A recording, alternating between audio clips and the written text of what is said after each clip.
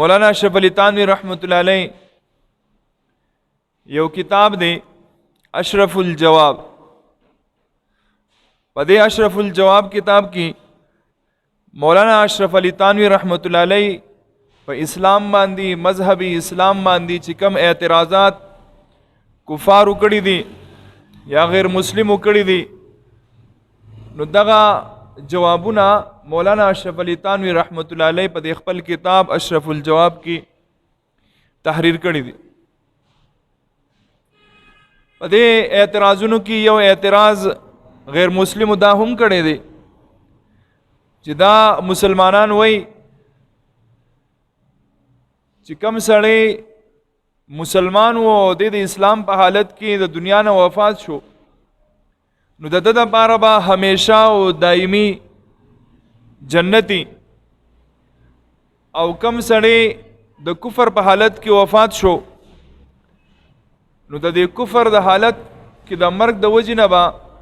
دا سړی همیشه د لپاره په جهنم کې. نو یاره دا خو انصاف نه دی. غیر مسلم وایي چې یاره دا خو انصاف نه دی. یو سړی یو ګناه وکړه جو پکار دا چې د ګناه په پاداش کې او په جرم کې په سزا کې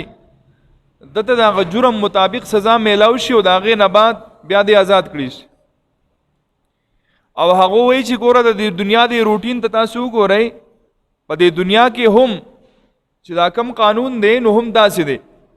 یو سړی غلا وکړه نو د غلا سزا ورته میلاو شي جو بیا آزاد کړي شي. یو سړی قتل وکړو د قتل سزا ورته میلاو شي جو بیا معاف کړي شي. نو هغه وایي چې دا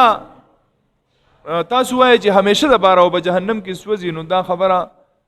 صحیح نه ده، دا انصاف نه ده. یو سړی څومره محنت کړی دی څومره یې نیکي کړې ده جو د هغې هغه انعام ورکړي او د هغې نه بعد د دې هم واپس دغه نعمتونه نه راویستی شي. مولانا اشرف علی تانوی رحمت الله علیه مولانا اشرف علی تانوی رحمت الله علیه له الله رب العزت ډېر فهم او بصیرت ورکړو، ډېره پوهه ول الله رب العزت ورکړې وه. مولانا اشرف علی تانوی رحمت الله علیه د دو د دې اعتراض جواب کړی دی. مولانا اشرف علی تانوی رحمت الله علیه فرمایي چې دا کافر وایي چې یو سړی دی دته زندگی میلاو شوه، مثال په طور باندې 40 کاله او دا 40 کاله کفر وکړو.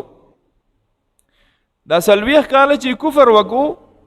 نو ظاهري خبره ده چې دا 15 کاله خو داسې دی چې په دې کې انسان نه پوهېږي. نو چې 15 کاله ټکټ کې جو پاتې شوه 15 کاله بیا چې داسې مونږ وکړو چې بھائی دا شپه ورځ دې وباسو، د شپې خو سړی ودی نو پکار ده چې نیمه زندګي ته نوره کټ کو. نو چې دا کم کفر یې کړی دی د 40 کالو په عمر کې دی دنیا نه تللی دی نو دا کمه 9 کاله زندگی چې باقی پاتې کیږي نو دغه سزا پکار ده، دا نور نه ده پکار. دغه شان یو مسلمان د 40 کالو په عمر کې وفات شوی دی نو دا شپه ورځ چې دی وباسي او دا لړک پنتی وباسي او دې کله بالغ شي دا عمر دی وباسي نو دغه 9 کاله عمر دی دا عبادت کړی دی، نیک اعمال یې کړي نو دی وته نعمتونه پکار دي، انعامات پکار دي، جنت پکار دي، لیکن بیا راوستل پکار دي. مولانا اشرف علی تانوی رحمت الله علیه جواب ورکړی دی چې دا عین دا انصاف فیصله ده د الله رب العزت. او هغه داسې ده چې دې مسلمان دا نیت کړی دی، دا مسلمان دا نیت کړی دی چې ترسو پوری زه ژوندی یمه نو زه به د الله په دین باندې چلیږم، زه به الله رضا کوم، زه به د پیغمبر خبره منم. اوس دا اتفاقی خبره ده چې دته 20 کاله میلاو شو یا 30 کاله میلاو شو یا 100 کاله میلاو شو یا 80 کاله میلاو شو، هر سوچ میلاو شو نو دا اتفاقی خبره ده، باقی د نیت دا کړی دی. نو که دته دا زندگی 20 کاله میلاو شو نو هم دا مسلمان به 20 کاله د الله اطاعت کوي، د نیت دا کړی چې زه ژوندی یم زه به د الله اطاعت کوم، د پیغمبر اطاعت وکوم. که دته دا زندگی 80 کاله هم میلاو شوی وي نو بیا به هم د الله اطاعت کو، د پیغمبر اطاعت به کو.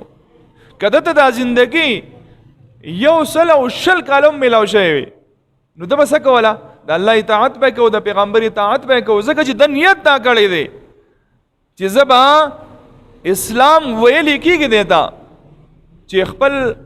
ځان چې کم دی تابع کول د یو دین نو لہذا د نیت دا کړی چې به زبا د الله اطاعت کوم د الله د پیغمبر اطاعت وکوم زبا خبره منم اسلام قبول کړ نو لہذا د تک هر څونه زندگی میلاو شي خود د نیت دا دی چې زبا د الله فرمانبرداري کومه الله رب العزت دله دغه نیت په بدله کې اجر ورکړي ځکه چې قاعده دا ده چې انما الاعمال بالنیات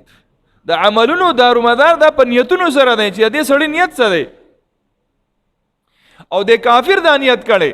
چې ترسو پوری ژوند دی ما نو زه به د الله نافرمانی کوم الله یې تم ټول محفوظ سات چې ترسو پوری ژوند دی ما د پیغمبر مخالفت وکوم نو د دې نیت په وجه باندې ته خو اتفاقی تور د اصل ویخ کاله میلاو شو کچری دتا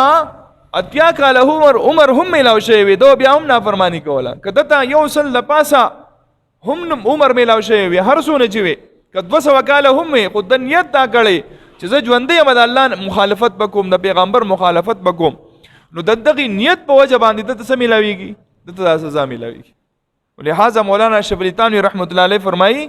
چې دا هیڅ د ظلم خبره نه ده بالکل ټیک ټاک خبره ده